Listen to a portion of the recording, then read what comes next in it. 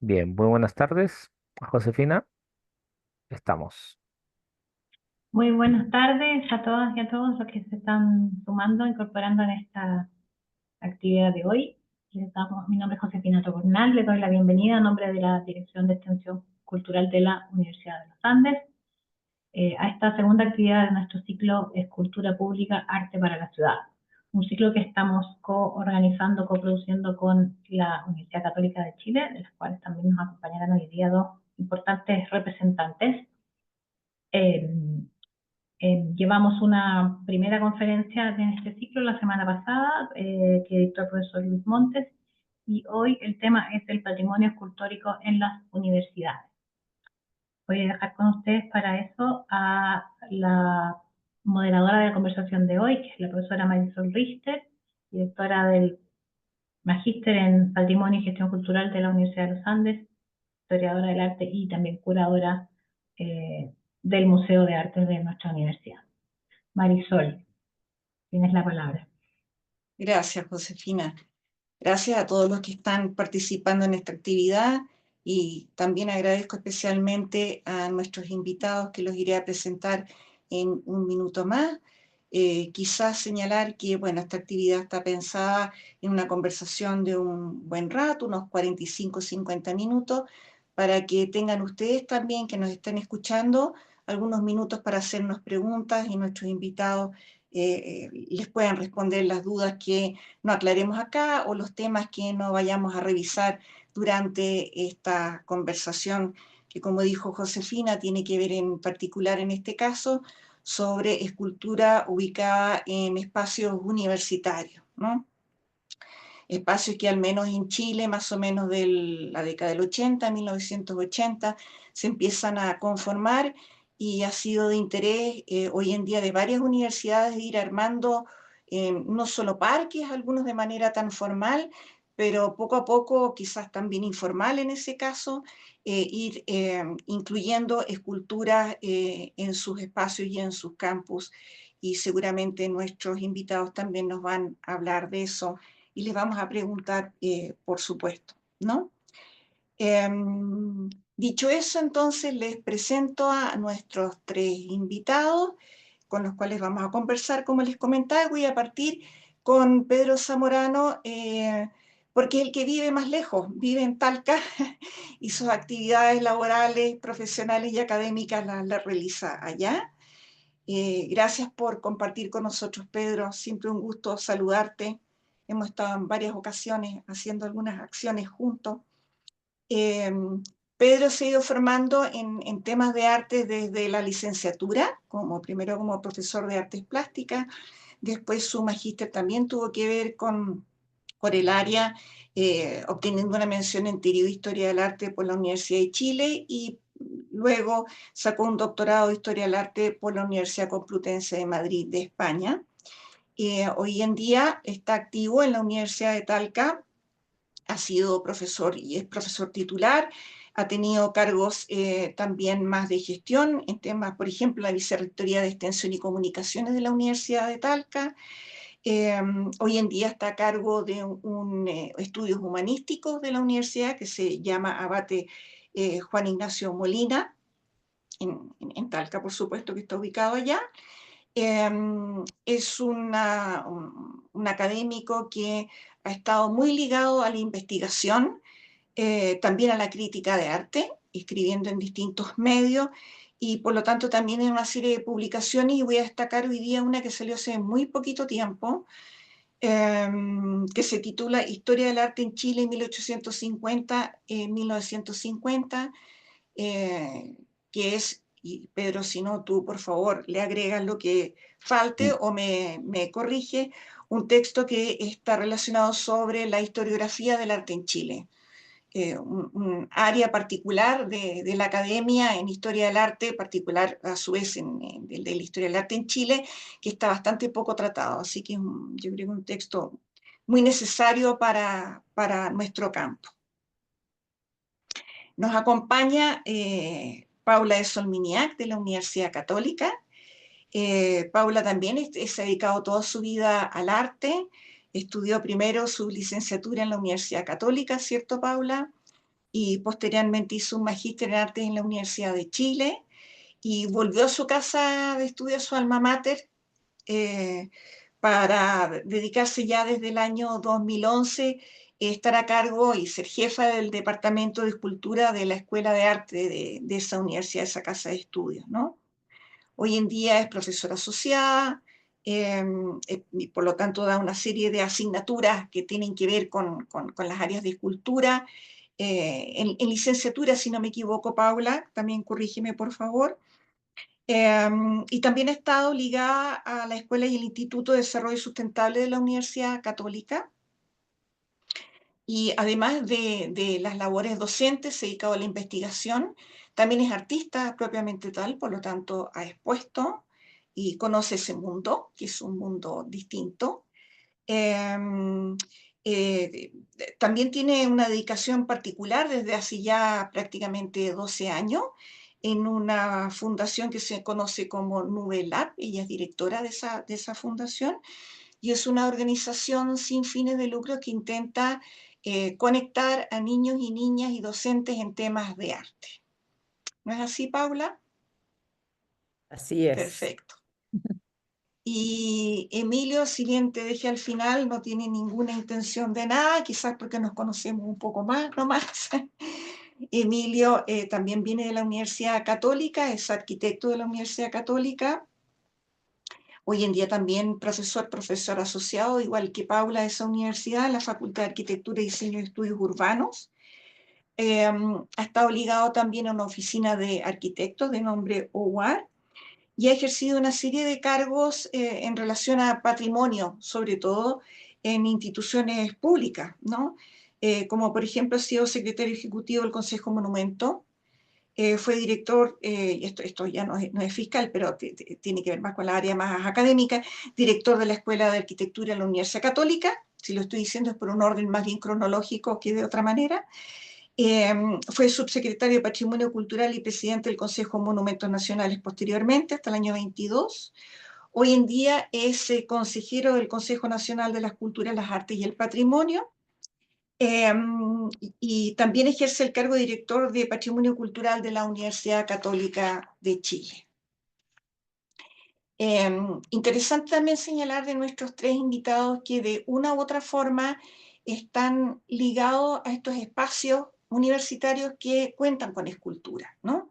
Motivo por el cual también nos interesa mucho tenerlos acá, así que muchas gracias por eso también, ¿no? Y quiero entrar ahora directamente a las preguntas. No quisiera hacer como una intervención y explicar qué se puede entender por espacio público o escultura público, sino que más bien se las quiero dejar a ustedes ese tipo de comentarios y de aporte.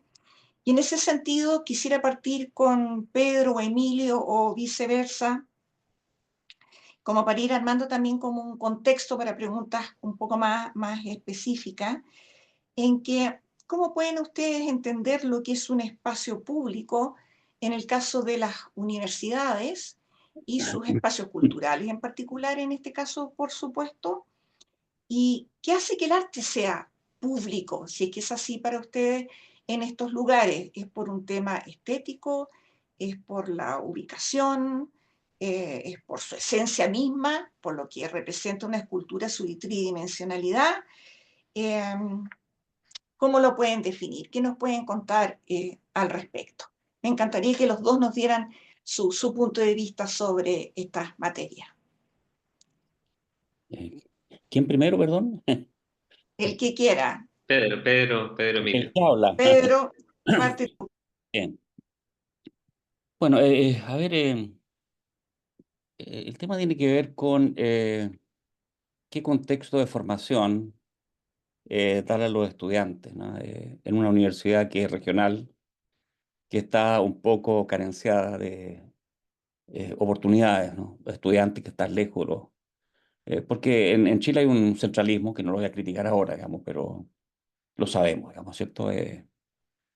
Por aquí decimos que yo en Santiago y había un paraguas acá, ¿no? Entonces, porque como que todo está en Santiago y nuestros estudiantes necesitan constituir, digamos, una especie de escenario de formación con alguna suerte de oportunidades, digamos, ¿cierto? No sé, con temas culturales, digamos, ¿cierto? Donde tengan posibilidad de enriquecer su mirada, ¿cierto? Su percepción, que dialoguen también con formas estéticas, ¿no? Esto es lo que llamamos nosotros el currículum invisible, ¿no? O sea, hay algo que forma, digamos, ¿cierto? Y nosotros pensamos que nuestro espacio, digamos, estamos pensando en el espacio de la universidad como espacio público, que también lo es para la ciudad de Talca, ¿ah? Y para quien quiera visitarlo, ¿no? No es un espacio de exclusividad de la comunidad universitaria, de estudiantes, profesores, funcionarios. Entonces, este espacio tiene esa misión, digamos, ¿cierto? De hacer un espacio interesante para la formación. ¿M? Nosotros pensamos que los estudiantes, digamos, ¿cierto? Se forman no solamente en sus mallas curriculares, sino que se forman en lo cotidiano, ¿cierto? En el diálogo, ¿cierto? Con elementos que pueden ser nuevos, pueden ser curiosos para ellos, pueden ser contradictorios incluso, ¿no? Pero que en sí mismos generan un vínculo, ¿no? Una interrogante, ¿cierto? Una información. Las esculturas generan mitos incluso, ¿no? En los estudiantes. Yo me he dado cuenta que hay un diálogo que no lo preveíamos nosotros. Algunas esculturas comienzan a levantar ciertas, como leyendas, digamos, ¿cierto? De que quien pasa por allí, digamos, ¿cierto? En épocas de estudios, por ejemplo, de exámenes, tiene que ser cuidadoso de no pasar por cierta parte porque ellos pueden incurrir, digamos, ¿cierto?, en un problema en su rendimiento académico posterior. Entonces, eso nos interesa a nosotros, constituir, yo creo que las universidades tienen esa misión, ¿no? Tienen esa misión. Y yo creo que lo advirtió muy tempranamente la Universidad de Chile, ¿eh? Si ustedes se fijan, en el frente de la Universidad de Chile, en el escudo, hay un gran relieve escultórico de Nicanor Plaza, ¿m? Que dice algo así como, se titula algo así como Las artes protegidas por la ciencia. ¿M? Entonces, concebir estos espacios de formación, eh, hoy día es un tema que se debate más, digamos, ¿cierto? Pero originalmente esto fue más claro, como un espacio de arte y de cultura, ¿no? Donde se forman no solamente en las competencias, como se habla hoy día, ¿cierto? Formales del aprendizaje o profesionales, sino que se forman personas sensibles, con cultura, ¿no? Y yo creo que esto tiene un valor importante, sobre todo en regiones, como decía, y también en el caso de una universidad pública, que yo creo que todos lo son, digamos, ¿cierto? En tanto forma ciudadanos de la República, ¿eh? Pero nosotros pensamos que debemos incorporar no solamente otras competencias, sino que otras sensibilidades, ¿no? Y eso es particularmente relevante en una ciudad que no tiene museos relevantes, ¿cierto? Dentro de los higienianos y otros, que no tiene centros de formación estética, que no tiene el patrimonio, digamos, como tienen archivos, etcétera, en Santiago u otras partes, digamos. Entonces, nuestro espacio público es un espacio de subsidio también en cultura para los estudiantes.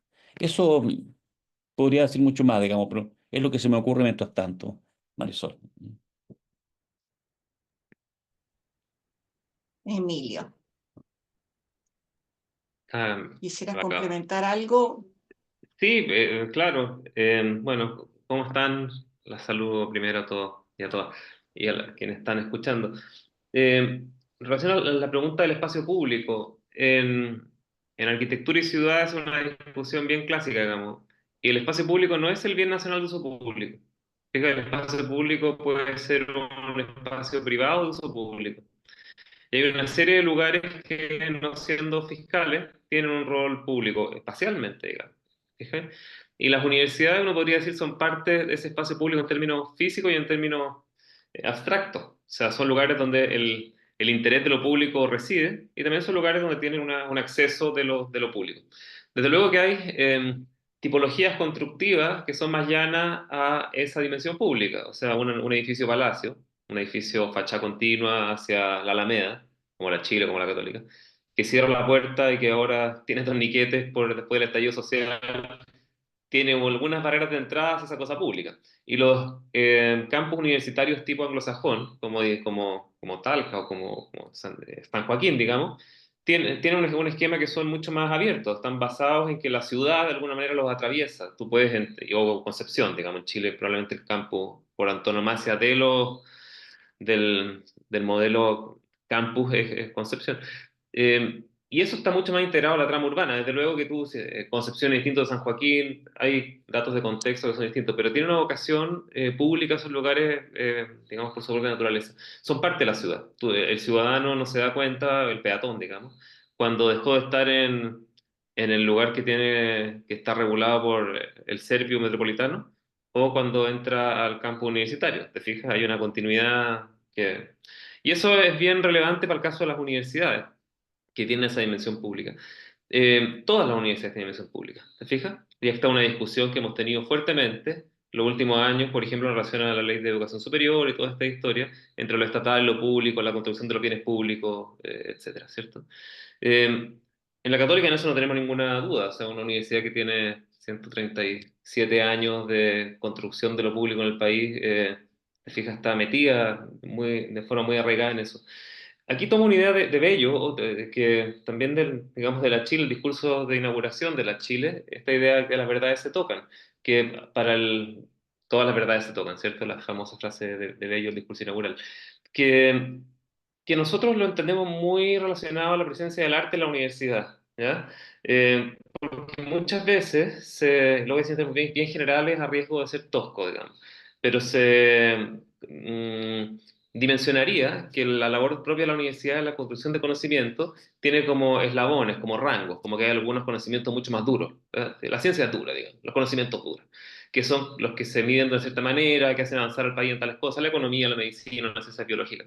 Y las artes entran, no diría subordinado, pero en un plano menos catalogable dentro de la medición del conocimiento. ¿Te fijas?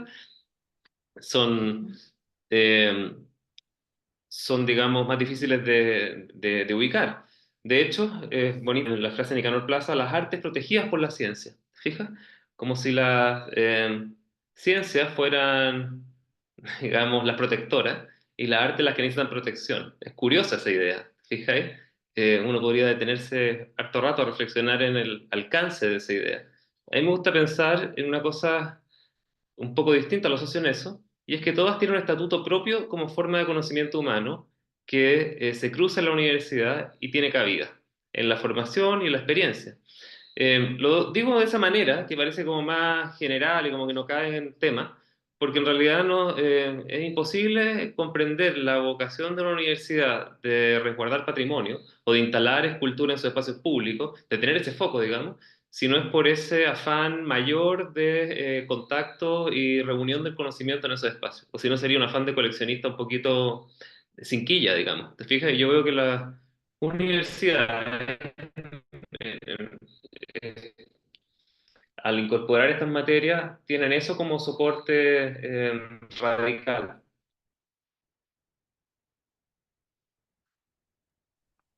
Gracias, Emilio. Se te alcanzó a escuchar bien, que en un minuto la voz estaba desapareciendo, pero alcanzaste a ¿Se completar la cortó? oración. Pero Se qué entendió bien. contrariedad.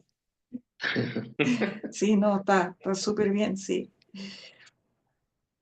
Y en ese sentido, pasemos con Paula y esta idea de lo público, las explicaciones que nos dan Emilio y Pedro.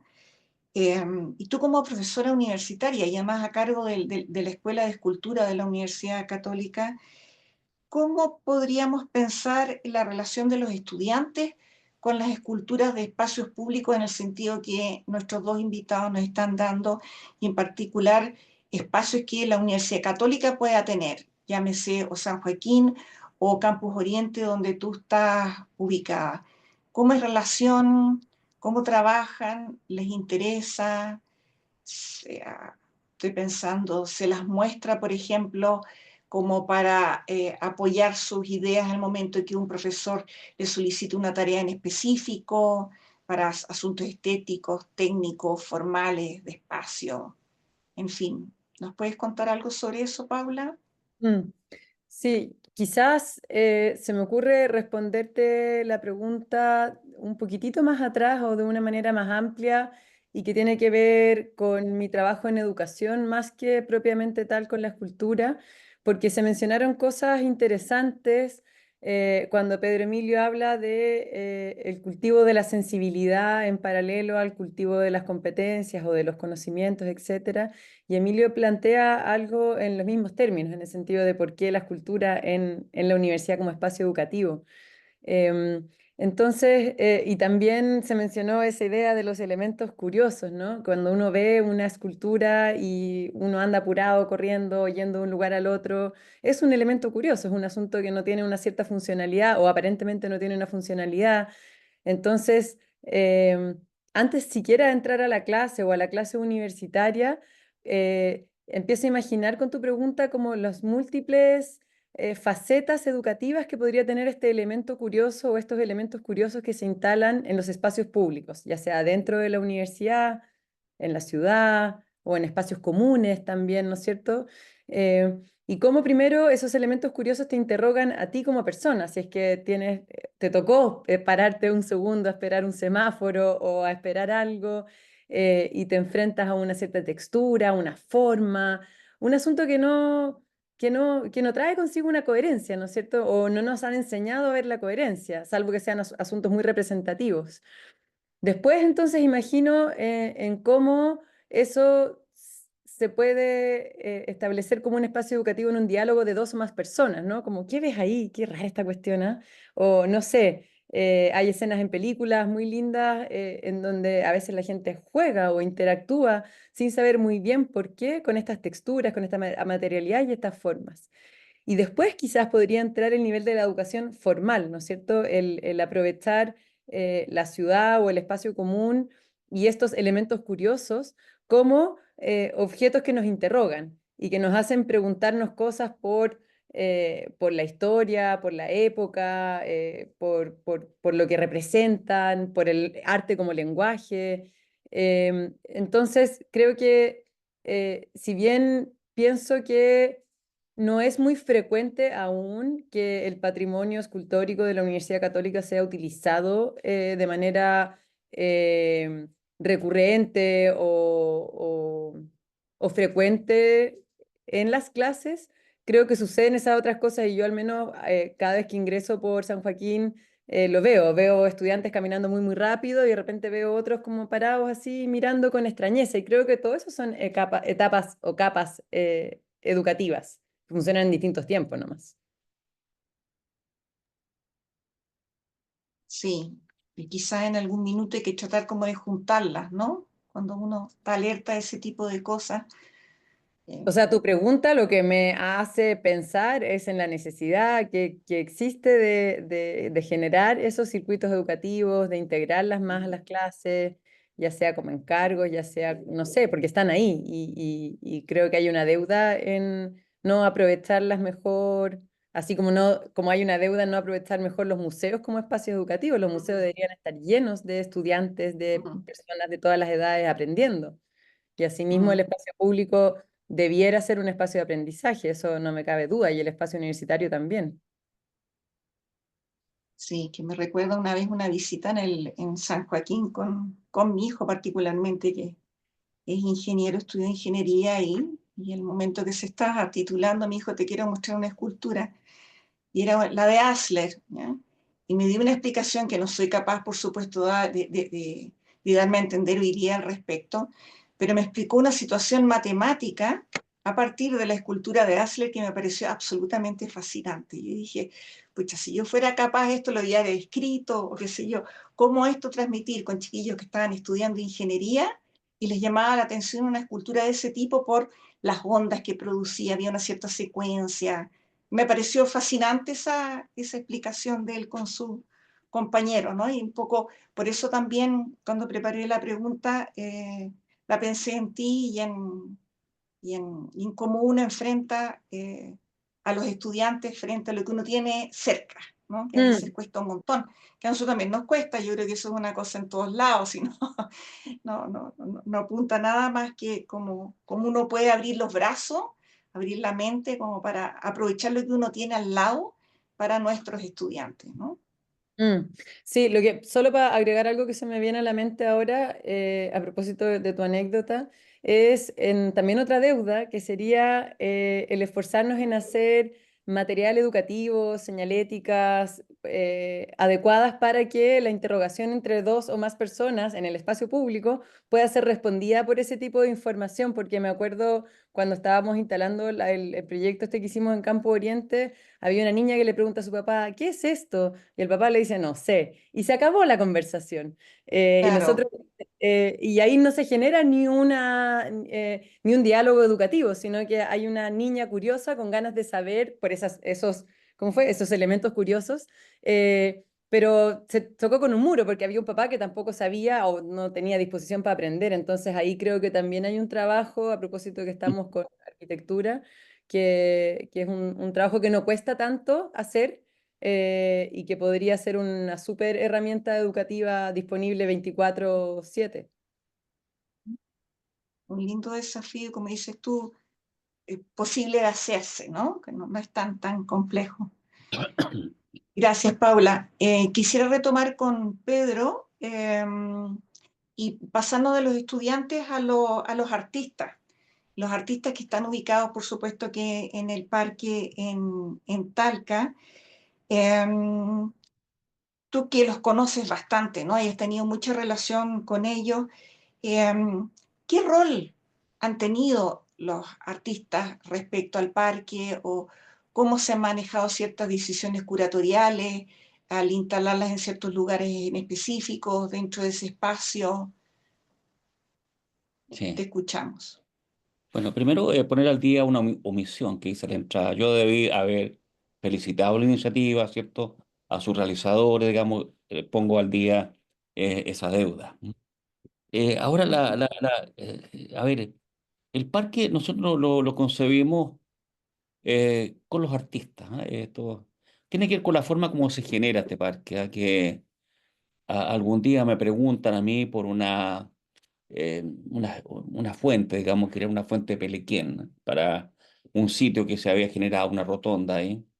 Y yo tenía en la mente una imagen que había visto en el campo La Encina de la Chile, donde fui algún día y me encontré que habían restos de escultura como escombros escultóricos, podríamos decir, que están ahí en los patios y que los alumnos estudian, digamos, ¿cierto? Se sientan, cuelgan su bolso ahí, digamos, y me pareció una imagen muy fascinante. ¿M? Y nosotros que hacíamos regularmente exposiciones, me pareció a mí que era más como una vivencia más vital, diría yo, ¿cierto? Los estudiantes con la obra, con las obras artísticas. Entonces, a propósito de la idea de colocar una fuente de agua ahí, ¿cierto? Y dije, no, una escultura. ¿Eh? Y el rector, digamos, ¿cierto? Que, digamos, costaba poco convencerlo de este tipo de ideas porque tenía mucho interés en el tema. Aprovechando que había una exposición de Sergio Castillo, le encargamos una maqueta, ¿no? Y nos presentó una maqueta que nos interesó, digamos, ¿cierto? Y se escaló rápidamente con ayuda también de la comunidad local, digamos, con empresarios de acá que tenían, no sé, talleres, etcétera. Se hizo una escultura acá y se instaló. Nos dimos cuenta que la escultura quedó perfecta, ¿no? Porque la escultura tampoco es cuestión de ponerla, ¿no? Sino que tiene que amarrarse con el entorno, digamos, en color, digamos, en proporciones, etcétera, ¿no? Y esa escultura fue generando un poco la demanda de otros espacios, ¿no? Porque el campo estaba creciendo, ¿no? Considerablemente. Y nos dimos cuenta, digamos, ¿cierto? Que la mejor sociedad, digamos, ¿cierto? Para hacer un proyecto artístico es con los artistas, ¿no? Interesar a los artistas, digamos, ¿cierto? En el proyecto era lo fundamental, ¿no? Y eso es lo que hicimos. Sumamos en este entusiasmo a José Vicente Gajardo, a Pancho Gacitúa, a Lili Garáfulich, ¿no? Y esto significa, digamos, llamarlos, invitarlos, escuchar su opinión, ¿cierto? Atender a sus propuestas, y ellos, digamos, ¿cierto? Nos van a dar las decisiones, un poco las directrices más sabias, ¿no? Y estas directrices tienen que ver con qué otros espacios podemos ocupar, qué artistas debiéramos considerar, digamos, ¿cierto? En proyectos futuros, etcétera, ¿no? Digamos que, como comentaba en algún momento, no hubo un comité curatorial ni curadores particulares, ¿no? Sino que fueron los propios artistas, ¿no? Y eso ha sido, digamos, el capital, digamos, de este tema, ¿no? Y en esta consideración, por ejemplo, en esta relación que se hace, ¿no? Porque esta cuestión hay que cultivarla y es tema de personas, ¿no? No es tema de instituciones, de contratos, ¿no? Es tema de afectos incluso, ¿no? Y en ese sentido, digamos, ¿cierto? Esa fue la clave para que doña Lili Garafulich, ¿no? Hiciera un testamento en favor de la Universidad de Talca, en el sentido de que cuando ella falleciera, todas las obras que estaban en su taller pasaran a propiedad de la Universidad de Talca. Y así fue como pasaron 67 obras de Lili Garafulich, ¿cierto? Que están en nuestra colección, digamos, ¿cierto? Entonces yo pregunto, ¿por qué doña Lili no pensó en el Museo Nacional de Bellas Artes, donde fue directora? ¿Por qué no pensó en la Universidad de Chile, donde fue académica prácticamente toda su vida? ¿Por qué pensó en la Universidad de Talca? Bueno, digamos, ¿cierto? Porque ella se sintió parte de este proyecto, ¿eh? Y así hemos tenido donaciones como datos, porque no todo se hace con plata, ¿no? A veces es preferible tener más ideas en la cabeza que plata en el bolsillo, digamos. Ahora sí, las dos cosas un poco mejor, diría yo, ¿cierto? Pero esa ha sido la clave, ¿ah? De un proyecto construido por los artistas, ¿ah? Yo creo que eso ha sido lo vital, y no solamente en el terreno de la escultura, también lo hemos hecho en el terreno de la pintura, en un proyecto que hemos llamado Pinceladas del Maule, que también son reuniones anuales con pintores, ¿cierto? En distintos lugares de la región o fuera de la región, fuera del país, incluso lo hemos hecho, alguna vez hicimos en Mendoza, porque hay que crear esa comunidad, ¿no? Nosotros no tenemos escuela de arte acá, ¿no? Lo más cercano está la Facultad de Arquitectura, Música y Diseño, de manera que esto tenemos que construirlo, ¿cierto? En el contexto, digamos, de relaciones personales, ¿no? Y aquí sumamos naturalmente el interés de las autoridades, la buena gestión también de un par de directoras de extensión que han sido fundamentales en esto. Y yo me sentí un poco el provocador de esto, en cierta provoco, digamos, en algún momento tuve responsabilidades directivas como vicerrector. Hoy día un poco, pero como los abuelos, ¿no? Dando consejos, digamos, sobre el tema, pero también en otro plano también con actividades directivas a cargo de un instituto de estudios humanísticos.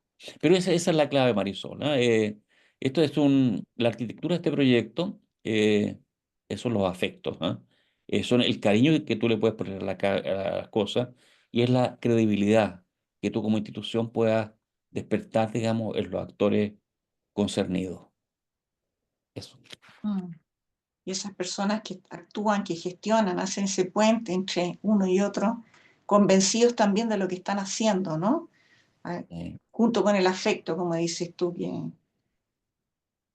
sin duda parece que hay mucho de eso.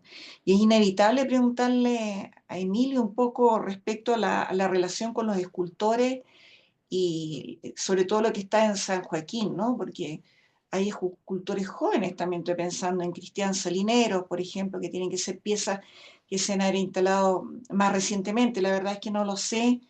No sé ni siquiera el número de piezas que hay en San Joaquín, por ejemplo.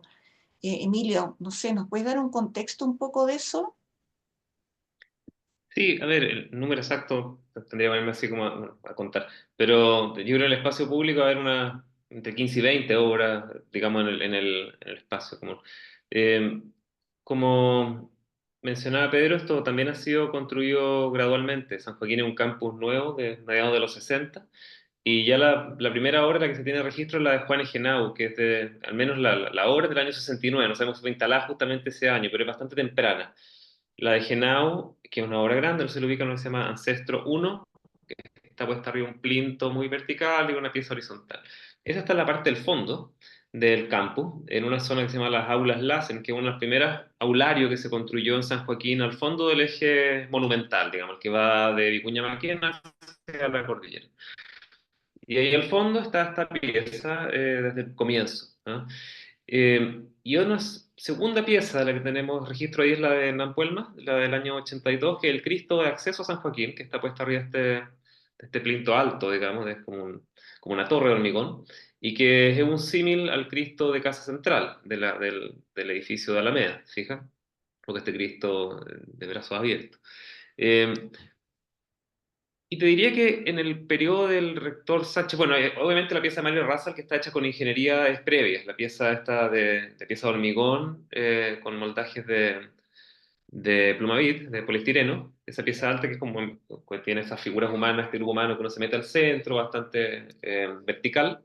Bueno, esa obra también es previa al rector Sánchez. Pero te diría que en los últimos 15 años ha habido un énfasis bien fuerte en ese espacio, desde que se construyó la capilla más o menos, que la capilla también tiene arte integrado entre Vilches, hay un Villa Crucis de Evia también, eh, y se decidió peatonalizar lo que era una vía vehicular que accedía al campo, y ese espacio disponible como una vía arbolada del eje principal se empieza a poblar de escultura, ¿ya? Y ahí hay una relación que se ha dado, yo te diría también, como se mencionaba antes, de manera un poquito azarosa, circunstancial, pero con buen criterio, con algunos artistas. También ahí hay obras de granito.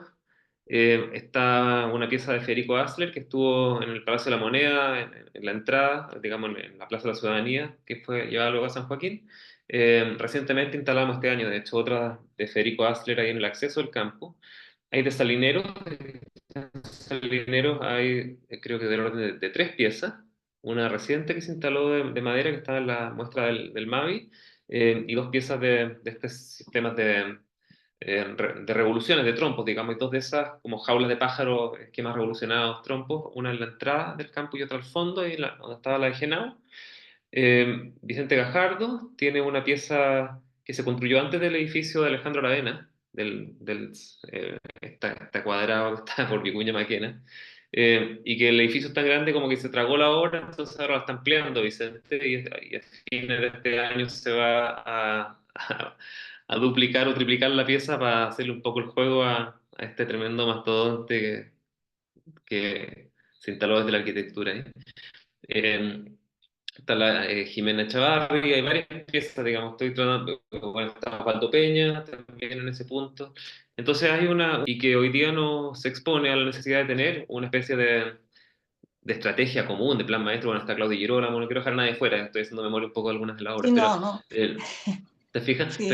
Y esas relaciones se dan un poco, claro, en línea con el prestigio de los escultores, con las confianzas con las personas. A veces viene desde personas que vienen desde el mundo, desde la Facultad de Arte, a veces de la Dirección de Infraestructura de la universidad, a veces desde el mismo rector, ¿te fijas? Pero lo que sí es coherente es que todo eso entra en este ecosistema universitario de confianzas y redes y va funcionando y va poblando un espacio de mucha calidad, yo creo. Ujú. Y aprovecho de sumar a esa pregunta un tema que yo creo que a mucha gente,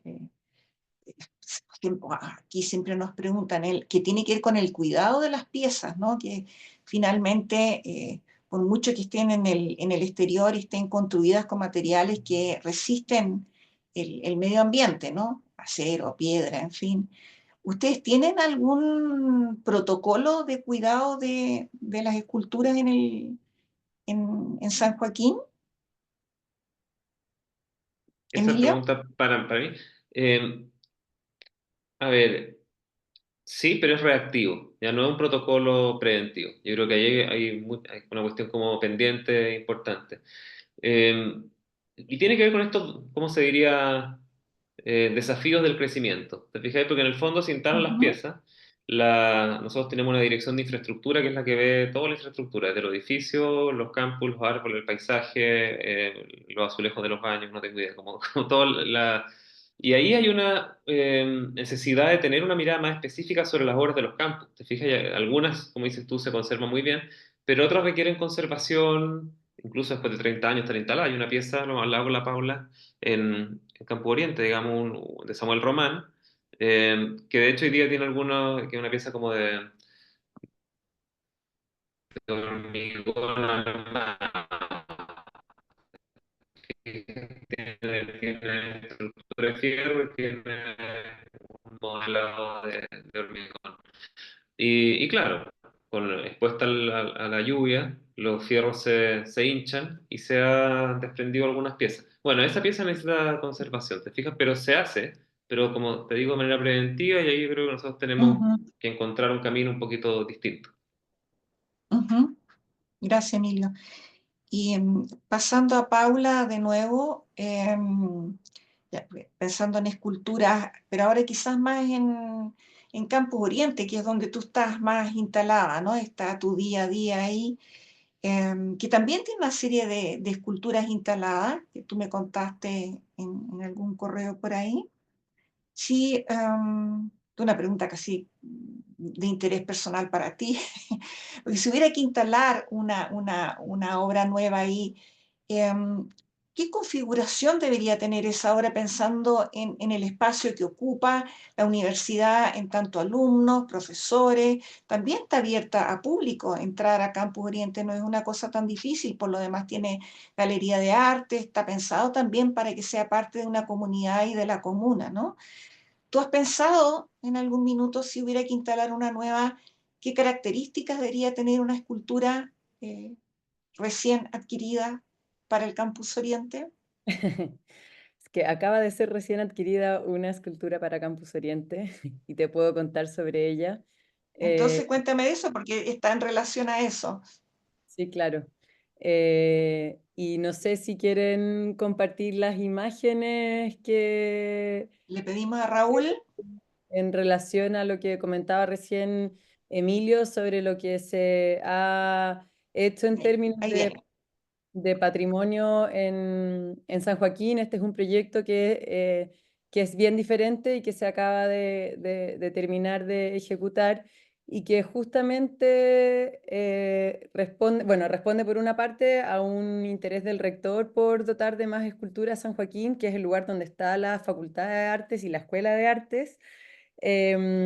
A lo cual respondimos desde el grupo de profesores que formamos parte del Departamento de Escultura con un proyecto colectivo para ser ejecutado en ese espacio que ustedes están viendo ahí, que es uno de los jardines de acceso del campus y que justamente es el antejardín del nuevo, del que crearon ahora que se llama Centro de Extensión Oriente porque el Campus Oriente está en el borde entre Providencia y Ñuñoa, es un lugar que, como mencionabas tú, está cerquita de la Plaza Ñuñoa, donde está el Teatro de la Universidad Católica, pero a su vez el Campus Oriente se ha convertido en un polo cultural muy entretenido, en donde suceden exposiciones de arte, conciertos de música, etcétera. Ahí en este espacio nuevo que crearon, yo no sé, Emilio, esto es Fernando Pérez, creo, ¿no es cierto que sí? Sí. Em, Hicieron un auditorio, una sala multiuso, quedó muy, muy interesante, pero la fachada, lo que daba a la calle, lo que da a Jaime Guzmán, son estos cuatro como paños de pasto que hay. Entonces lo que propusimos, y eso, lo que propusimos fue sacar una buena troncha de pasto y crear un sendero de esculturas, un lugar por el cual tú pudieras acceder de manera alternativa al acceso que hay de vehículos o esa pequeña vereda que se ve ahí como en tono gris, y hacer una propuesta que combinara elementos naturales con otras obras, con elementos inorgánicos. Y esta imagen muestra ciertos mobiliarios o volúmenes que hicimos a partir del amontonamiento de tierra, el modelado con tierra y con cartones de reciclaje que se pusieron debajo de... Ahí puedes ir pasando a la siguiente. Y esto también responde también a la pregunta que me hiciste antes sobre la manera de involucrar a los estudiantes en los procesos, porque, bueno, como te contaba, yo tengo como un interés y un trabajo muy recurrente en educación y me gusta mucho trabajar colaborativamente, entonces, aparte de invitar a los artistas del Departamento de Escultura a trabajar juntos en el proyecto, invité a estudiantes del IDS, el Instituto del Desarrollo Sustentable, y de arte que se involucraran. Y este es el galpón de escultura donde trabajamos habitualmente, entonces lo que hicimos fue construir estas costillas con estos cartones reciclados y con algunas piezas de trupán que pudieran ir modelando la tierra. Em, y sobre eso, anda pasando nomás las imágenes. Y sobre eso fuimos trabajando in situ, con el diseño previo, obviamente, pero también como viendo qué es lo que se podía ir generando en este espacio. El cartón y la madera queda abajo de los montículos y eso con el tiempo se irá disolviendo. Hicimos 3 espejos de agua, em, y el sendero, en el sendero se instalaron obras de Catalina Ramírez y de Osvaldo Peña. Lo de Catalina son esas esferas de cerámica, es cerámica de alta temperatura, por lo tanto la conservación y la mantención es bien sencilla. Y la pieza de Osvaldo, esas son las niñas que les decía antes que le preguntaban a los papás, como, ¿qué es esto? Y el papá decía, no tengo idea. Y la escultura de Osvaldo es esa clásicas esculturas, figuras alargadas, que es como un pasamano. Creo que está en alguna imagen más adelante. Desde el momento en que lo estábamos instalando ahora, ha sido un espacio que cambió completamente su uso. Es un espacio por donde circula una gran cantidad de personas, es un espacio en donde se instalan también estudiantes, se convirtió en un espacio que no existía. Eh, y, y no sé, yo me siento muy cercana a la idea de crear estos espacios en donde caminar y conversar, caminar, conversar y mirar, puede ser también una manera de pensar y crear conocimiento, quizás amarrándolo con tu pregunta anterior. Ujú. No sé, eso creo que podría como comentarte respecto de este proyecto y de las, quizás los hallazgos o las cosas que queríamos proponer como nuevas. Si corre el video, lindo eso es. Em, Ya estoy el video. que, que como ya mencioné, buscó como sacar una buena cantidad de pasto, mezclar materiales orgánicos o naturales con materiales inorgánicos, generar trabajos colaborativos entre profesores y estudiantes, y diseñar un nuevo espacio de acceso al campus.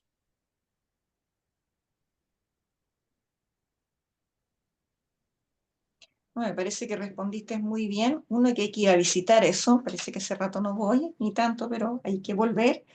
Y lo otro, claro, es una conformación tanto estética, sustentable, espacial, desde muchas categorías que uno puede trabajar, el cómo eh, avanzaron con ese proyecto de manera súper interesante y claramente tiene que ver con miradas bien actuales, ¿no? O sea, no se quedaron con la escultura clásica, sino que esto hay una intervención del espacio mucho más allá. Así que muchas gracias. O sea, todo un desafío que, en relación a tu respuesta, cumple con lo que yo quería que tú nos contaras.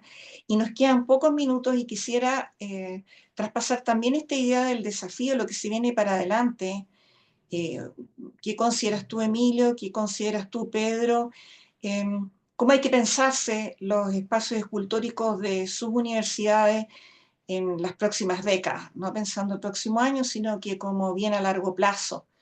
¿Cómo ustedes lo soñarían? ¿Cuál sería o qué sería lo adecuado en la manera de intervenir esos espacios? ¿Qué nos pueden aportar? En el mismo orden. Bueno, Pedro, gracias. Bueno, yo comentaba en algún minuto que tenemos una actividad con los escultores, ¿no? Que a fin de mes van a participar, creo yo, parte importante de los mejores escultores chilenos. eh, Federico Asler, José Vicente Gajardo, Gacitúa, Mario Arraza, etcétera, Aura Castro, Francisca Cerda, en una actividad de contacto con los alumnos, digamos, en un diálogo con los alumnos. Eso es el primer día.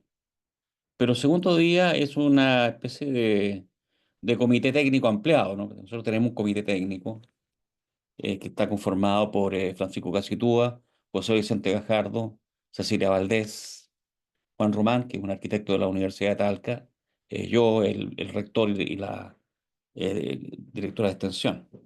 Entonces, el objetivo es pensar los próximos 30, 40 años del parque, ¿no?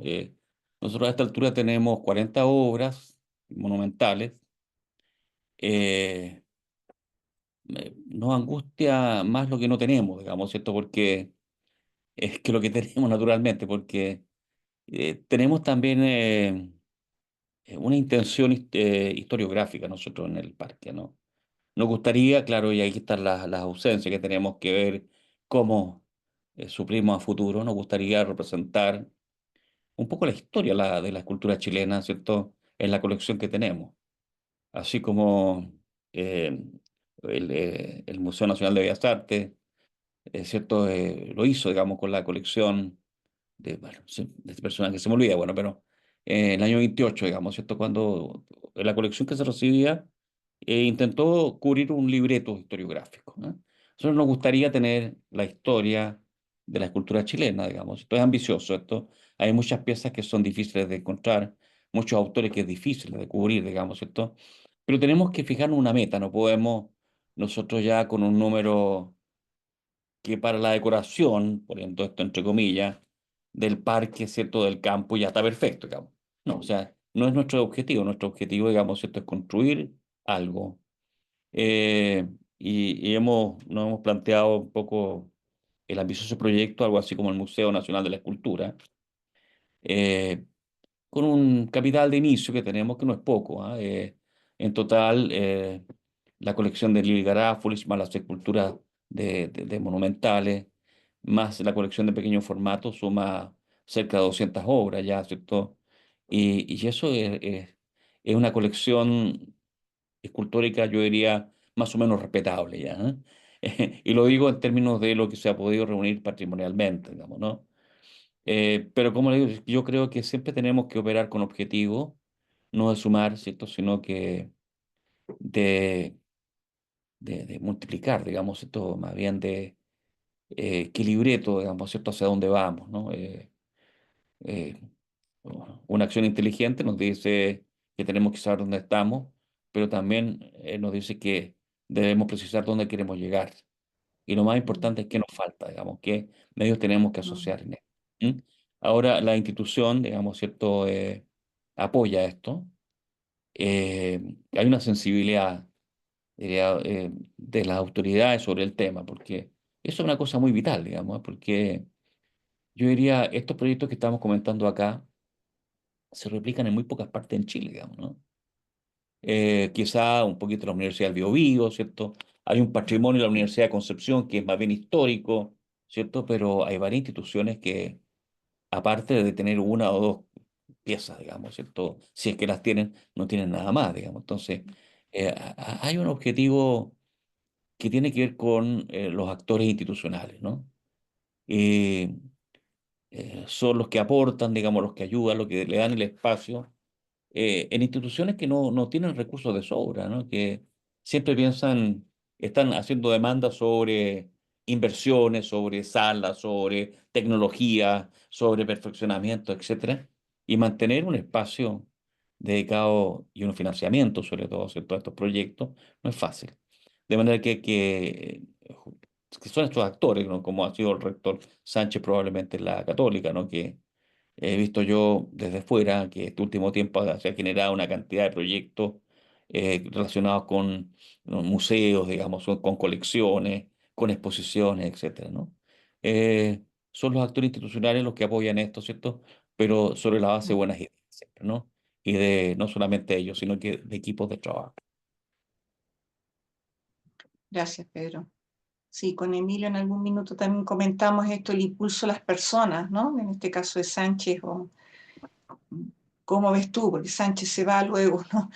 Pero la universidad debe también estar pensándose en un futuro a largo plazo respecto a su patrimonio. Si hay algo que nos quieras compartir sobre esas materias, Emilio. Sí, bueno, como todas las instituciones, siempre hay un equilibrio entre la lógica institucional propiamente y las personas, ¿fijáis? Pero no son personas guachas que tiran un carro sin nadie, digamos, y tampoco son las instituciones que por su inercia propia funcionan. Acá hay un equilibrio y eso uno lo ve en el Estado, en la universidad, en las facultades, lo ve en todos lados. Desde luego que la partida del rector va a ser una pérdida muy grande para estos impulsos, pero nosotros creemos que el músculo de la universidad tiene solvencia como para poder seguir adelante con esa semilla. Ahora, siendo bien pragmático, nosotros hemos visto en la universidad que el crecimiento en estas materias, los proyectos, las colecciones, el énfasis y tal, te impone desafíos nuevos que no teníamos 15 años atrás. Por ejemplo, la articulación entre unidades, la discusión de los depósitos, el vínculo con las facultades y la investigación, la vinculación con el medio, no solamente en términos de extensión. El financiamiento, ¿te fijas cómo vamos a hacer? La comisión de alta, qué recibimos y qué no recibimos, muchas cosas, ¿te fijas? O sea, tenemos muchas materias de esas. Por ejemplo, nosotros en patrimonio, solo a nivel de dirección superior, sin hablar de las facultades, tenemos la dirección de extensión cultural, que tiene los centros de extensión y maneja algunos depósitos y algunas colecciones, como la Candarilla, suponte. Tenemos la dirección de infraestructura, que ve todos los edificios, algunos de ellos patrimoniales, todas las obras de arte, lo que hablaba un poco antes, que tú preguntabas de las mantenciones. Dirección de Arte y Cultura, que es el Vicerrectoría de Investigación, que son todos los fondos de fomento a la investigación en temas y proyectos en temas de cultura, y arte y patrimonio. La Dirección de Bibliotecas y Archivos, que maneja todo el tema de las 11 bibliotecas que tiene la universidad, su red de bibliotecas, con todo el manejo desde los libros raros y valiosos hasta los temas de provenientes de archivos universitarios. El Centro de Patrimonio Cultural, que es un centro de investigación al cual pertenecen 5 facultades, no toda la universidad, está arquitectura, arte, historia, ingeniería, eh, ciencias sociales, y la Dirección de Patrimonio Cultural, porque no se me queda ninguna fuera de las que son solamente dirección superior. Ahí tenéis luego las facultades, que las facultades tienen sus propios archivos y tal, entonces es digamos, un desafío grande. Y la articulación de esa, o sea, la construcción de proyectos comunes, de miradas comunes, es hoy día un desafío para nosotros muy grande. Acabamos el viernes pasado en el Consejo Superior, que es el máximo órgano rector de la Católica, de aprobar una política de patrimonio cultural UC. Qué bonito, súper relevante. Te fijas, hemos estado trabajando un año entero en una política. Son 2 paginitas todas, ¿cómo se diría? Sencillas, ¿cachai? Pero las páginas que están ahí son después de un proceso de vueltas con todos los decanos, con los cuidadores de patrimonio, para poder establecer un marco de acción común.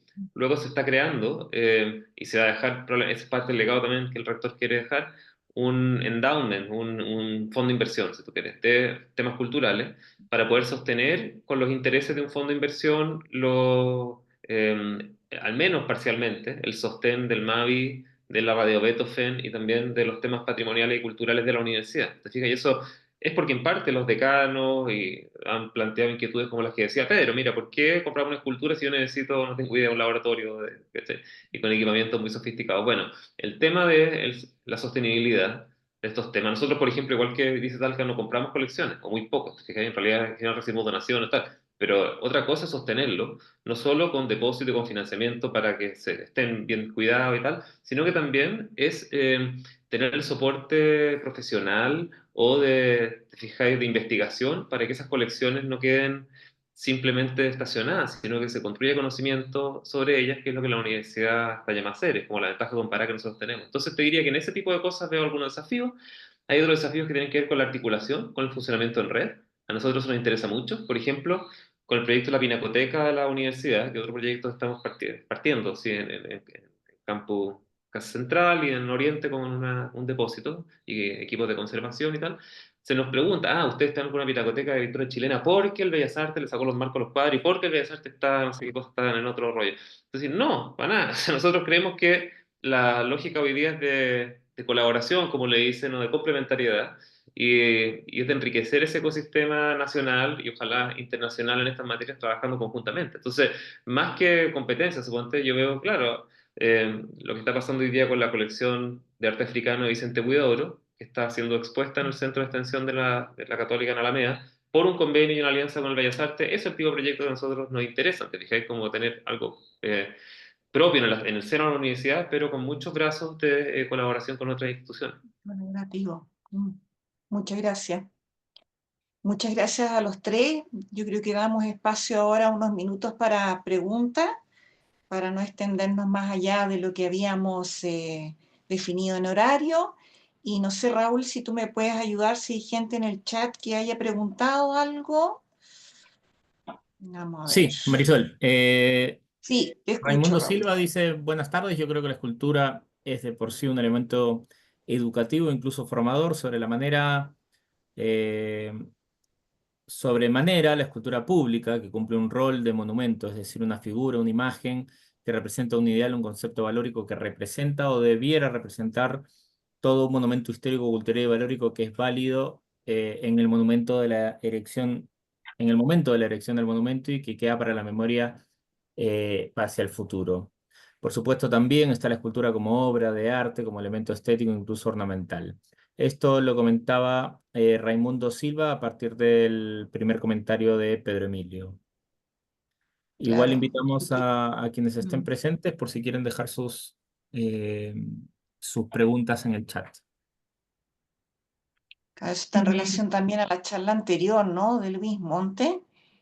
Me parece que Pedro estuvo ahí. No sé si tú quieres comentar algo. Digo Pedro por sus conocimientos de historia del arte y que ha trabajado esos temas, escultura, monumento, ¿no? Si quieres comentar algo. Y por supuesto Paula y Emilio, si la pregunta va dirigida a ellos o quieren complementar, está No, abierto. no tuve la oportunidad de estar a ver en la mencionada sesión, pero bueno, la escultura obviamente se cinde del monumento público, digamos, ¿cierto? Que tenía otra finalidad que no es tan lejana a lo que nosotros perseguimos, ¿ah?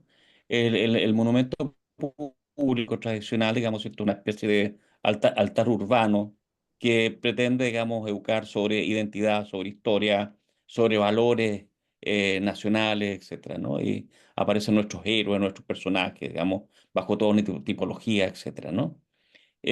Nosotros no tenemos, digamos, el propósito de rendir homenaje al monumento público, porque otro momento de la historia y otra finalidad.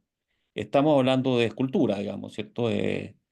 Alguna tiene, digamos, ¿cierto? Algunas coincidencias con el monumento público, especialmente aquellas esculturas que tienen que ver con el modelado, ¿ah?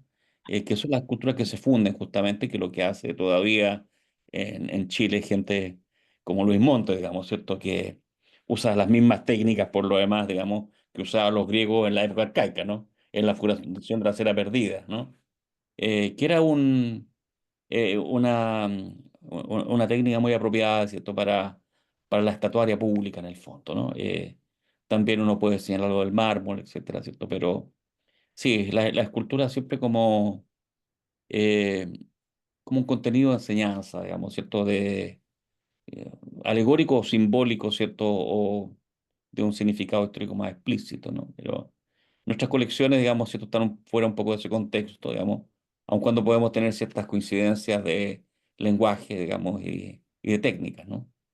Pero en el caso nuestro lo que queremos es representar un poco la diversidad de lenguajes, de técnicas, de materiales, de estilos, de momentos, digamos, ¿cierto? En esta intención que comentaba yo de ojalá reproducir un panorama, ¿eh? Dar cuenta de un panorama, que yo creo que esto tiene que ver también con la pedagogía que nos impone una colección universitaria, ¿no? Sino no es una acumulación de piezas, digamos, ¿cierto?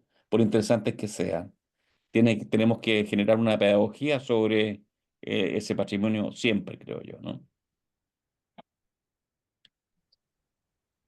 Gracias, Pedro. No sé si quieren complementar algo, Emilio o Paula, o pasamos a otra pregunta.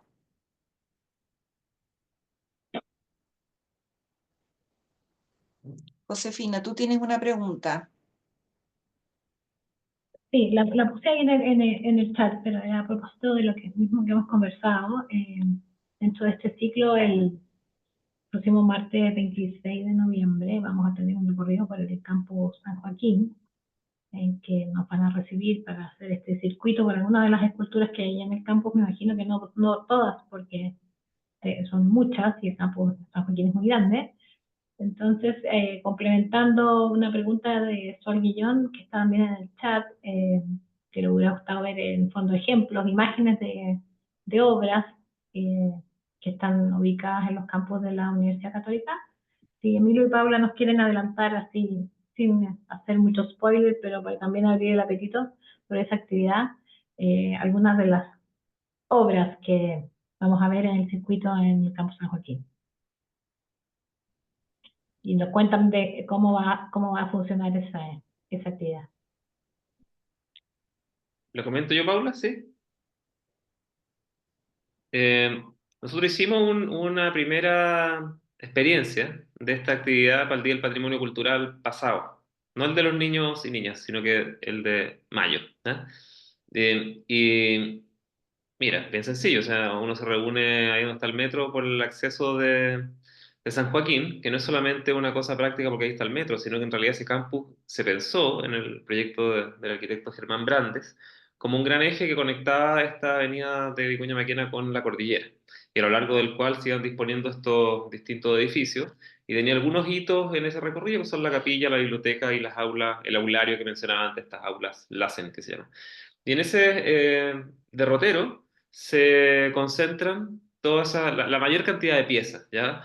Algunas se alejan un poquito del eje, como la ingeniería de Irarrázaval, que está, o sea, en realidad San Joaquín es como una cruceta, ¿cierto? Está el eje oriente-poniente, o poniente-oriente, que es el que estoy hablando, que da la cordillera. Y está el otro que es norte-sur, que es el que da como hacia el centro, que es el transversal. Y en ese cruce se instala la capilla como un elemento central del campo, y la escultura se distribuye más o menos en esa cruceta, ¿ya? Para hacerlo como abstracto, más o menos como es la cosa. Y se comienza por lo tanto en este elemento simbólico del Cristo de Hernán Puelman, del 82 que mencionábamos antes. En ese lugar hay, a la izquierda, hacia el norte, está esta obra que mencionaba de Vicente Gajardo, que se va a ampliar ahora por el impacto que tuvo el edificio de Aravena. Y hacia el sur hay una pieza nueva que es la última, no es la última, la penúltima, que se acaba de instalar ahora una de la Patricia, de la Francisca Celta, perdón. Y, y está la obra de Federico Asler, que es la penúltima, como digo, que se llama Presencias Vitales, que es una pieza muy fantástica porque se instaló elegido por él, digamos, en una plazoleta diagonal que está justo en el acceso y quedó muy bien situada la pieza. Es como una donde se desprende una diagonal que va hacia las ingenierías, construcción. Y uno avanzando ahí tienes otra pieza de Francisco Gacitúa, tienes a la Jimena Chavarri, está Salineros a los dos lados, tanto al norte como al sur, estoy describiendo como el derrotero lineal, eh, Osvaldo Peña, la otra de Asler, y de ahí un poco más hacia el sur está lo de Irarrázaval. Luego, si uno hace un pequeño recodo por la capilla, te encuentras con el conjunto este de los derechos humanos, los 50 años del golpe que instaló la universidad el año pasado, que tiene dos piezas, una de un bajorrelieve de Claudio Girolamo, un bronce, fundido por Luis Monte, y otra pieza que es como una paloma de la paz, digamos, que el dibujo es de Claudio Girolamo, pero lo ejecutó y lo hizo finalmente Francisco Casitúa. Hay otra pieza más ahí de Casitúa, que es como un astrolabio parecido a la pieza que hizo para Magallanes, para el estrecho Magallanes.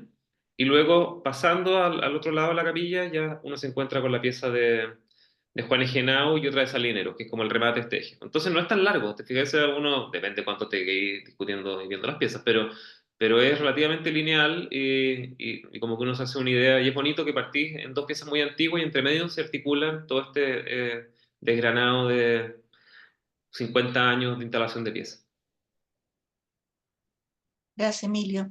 Quizás, Josefina, para cerrar, y Sol, que quería ver imágenes. Sol, la verdad habíamos pensado esto como una conversación, pero no quisiera dejar de que alguien te responda, donde tu pregunta sería interesante saber las decisiones de las adjudicaciones de obras artísticas y las reflexiones sobre su ubicación en el campus. Quizá le dejamos la palabra a Pedro, que algo ya mencionó al respecto, pero quizás puede complementar algunos aspectos. Te repito la pregunta, Pedro, Sí, por favor. que se refiere a la decisión de adjudicación de obras en el campus, específicamente en Talca, obviamente, y algunos ejemplos de obras que tú puedas mencionar.